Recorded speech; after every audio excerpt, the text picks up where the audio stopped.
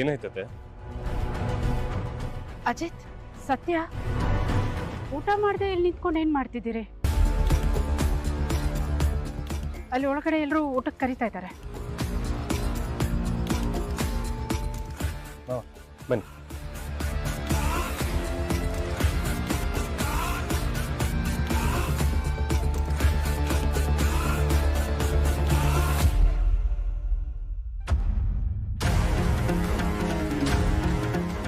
ಎಲ್ಲಿ ಹೋದ ಇವನು? ಹಾಳಾದವನು.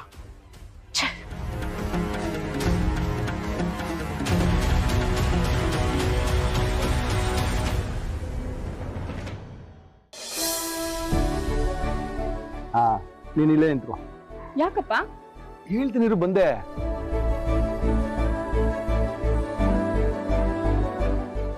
ಅಮ್ಮ, ನೀನ್ ಬಾರ ಈ ಕಡೆ. ಮಗಳೇ, ಚಪ್ಪಲಿ ಬಿಚ್ಚಮ್ಮ. ಅಪ್ಪ ಏನಪ್ಪ ಇದೆಲ್ಲ?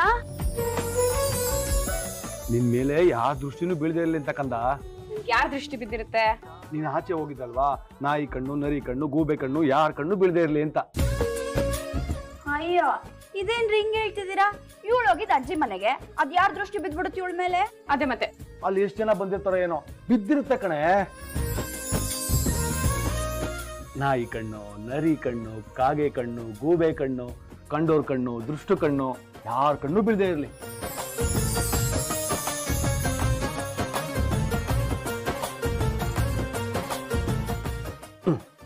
ಮಗಳೇ, ತೂತು ಅಂತ ಹೋಗಿ. ಮುಗಿ ಎತ್ಲಾಗೆ. ಈಗ ದೃಷ್ಟಿ ಹೋಯ್ತು.